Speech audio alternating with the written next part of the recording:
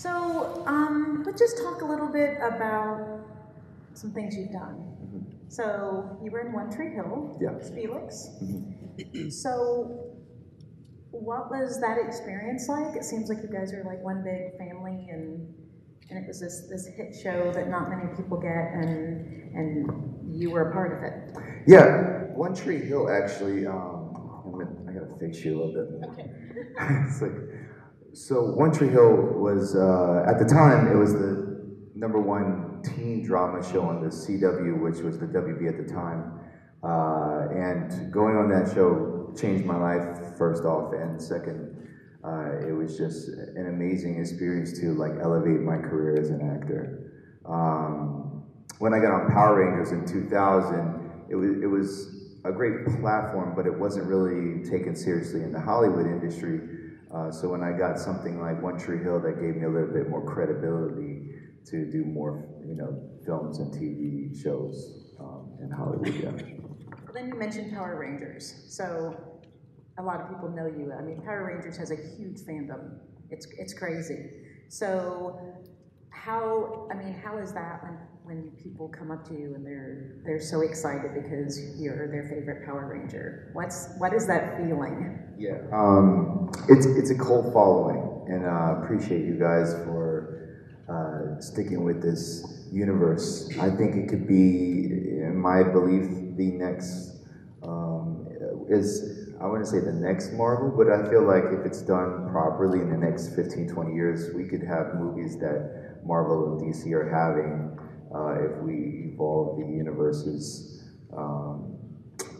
I was doing more research. I've been doing a lot of research on the Go Ranger and the Sentais and the Zoo Ranger, all the stuff from Japan and how it evolved to where it is now. Only because I'm writing my own story from my character's perspective that I want to produce and possibly be at home on Netflix as an original series on Netflix. But it's people like us that want to take that brand to the next level, and I think it's been a great thing for the fans. A lot of our fans, like my brother who has shaken baby syndrome. He's 19 now, but he still watches Power Rangers, and he still watches, sometimes because of his sensory situation, he'll watch Barney if he feels stressed. And it's stuff like that that a lot of my fans have come up and said, thank you for saving me, thank you for impacting me in my childhood and teaching me the things that I need to learn as a man or woman in life. And I think that's amazing that they've pulled from our show to be a better person. I think that's amazing. You talked about writing. You're co-creating and you're a producer on Dystopia. Mm-hmm. So tell us a little bit about that. Okay, so the first film I produced was actually I co-produced a film called Boy Band. And if you guys have seen That's So Raven, remember The Boys in Motion, I kind of had this idea to do like a movie similar to that concept. So we did the film called Boy Band, which was like a mock on boy bands or whatnot in the 80s. I kind of got my foot in the door with that. I fully produced my first film called Killer Holiday. I sold that to Lionsgate. It was you can see it online. I mean, it's a little cheesy, kind of like, I play a serial killer. It's just something to give me a new character that I've never been casted for before, and I like to stretch myself as an actor. So you went for serial killer? Yeah, okay. I went as far left as I could go. I was like, what wouldn't I be casted for? Let's do that. So producing a film, it cost me about, I spent about $320,000 to make that film in California. But knowing with my resources in Virginia, my hometown, I'm from Norfolk, Chesapeake area, I was like, I could probably make this movie for like $30,000 in Virginia, because I have access to all these restaurants and hotels and cop cars and helicopters and everything, right?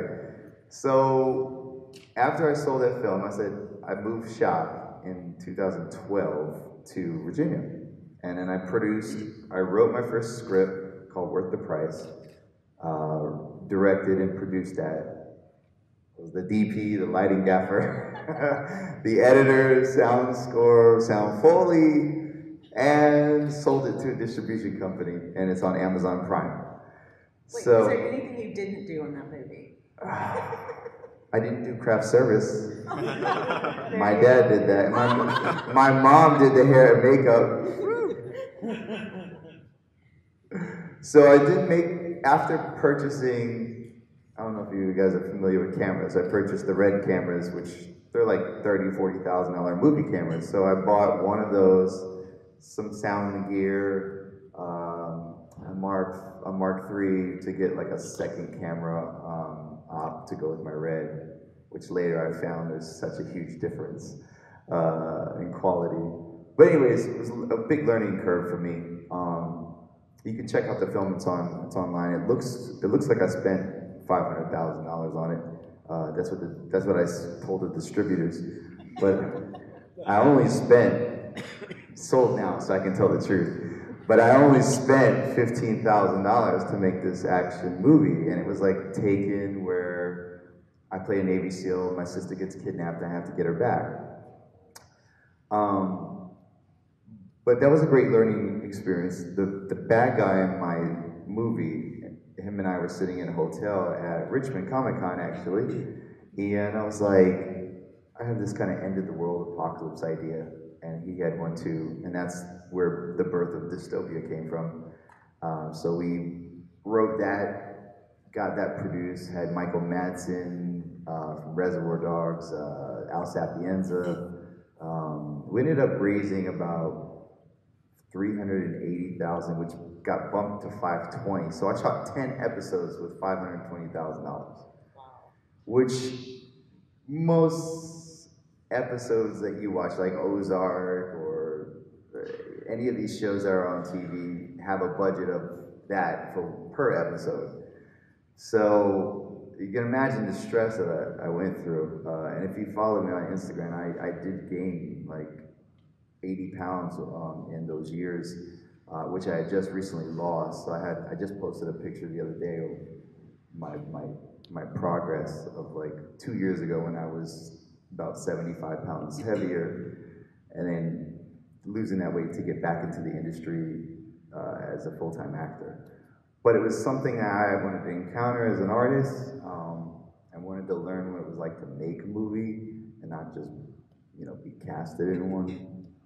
So I've developed this new respect towards the industry. It humbled me a lot, actually, because now when I walk onto a set, like currently I'm on a show called The Bay. It's won 15 Emmys. It's on Amazon Prime. And now that I'm on set, the way I speak to the director and the producers are just completely different. They come to me for advice, actually, casting help or whatever the case is. It's like people now know that I've done projects, so they're like, hey Mike, what do you think we should do with this? So it has developed a whole new side of my career where people are taking me more serious. Well, you've literally done everything to make a movie, so, and people respect that. And you know how, you know what they're going through also, so you can communicate better. I think that's brilliant. Absolutely. So, I didn't hear it. I read a rumor that you were considered for Twilight? Oh, yeah. For Jacob? Yeah. Team Jacob? Yeah, Team Jacob. Oh, the days. That's not the only one. High School Musical was just between me and Zac Efron, too. Are you serious? So many. I think that's why I needed a break, too, guys, because, okay, here's the funny thing. Do you guys know Randy Wayne? He's an actor. You guys see the movie Honey Part 2 with Katarina Graham? Well, him, a couple of my other friends, Shane West. You guys know Shane West? Okay, Walter, remember?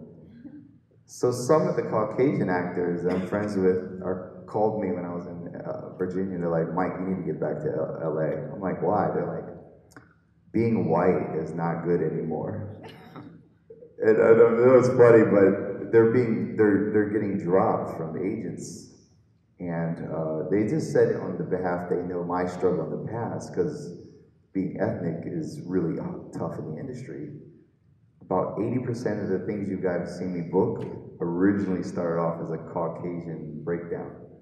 Bring It On was Billy, blonde hair, blue eyes from the Hamptons of New York, which I tested against 3 other Caucasians with blonde hair, blue eyes. But I got that one out of like the thousands that I didn't get. And then they changed their name to Penn, now I'm Spanish and all this other stuff.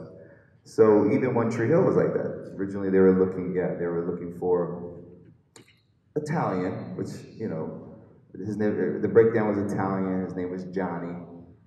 And when I got the role, they changed it to Felix, and now I'm Spanish. And then they had to find a Spanish-looking sister to play my sister and everything. So, funny enough, like the industry's, you know, it's changed a lot to where that's why what we were originally talking about, I don't remember either. But the industry has changed a lot to where that's why I moved back. I forgot why we got on that tangent.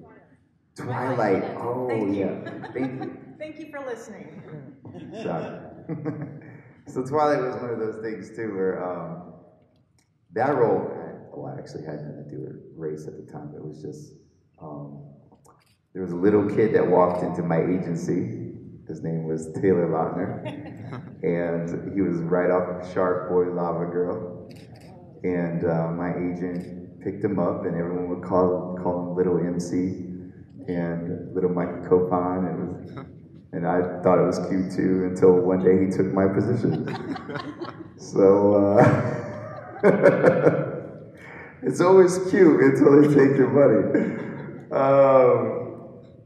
Originally, I was casted for Twilight.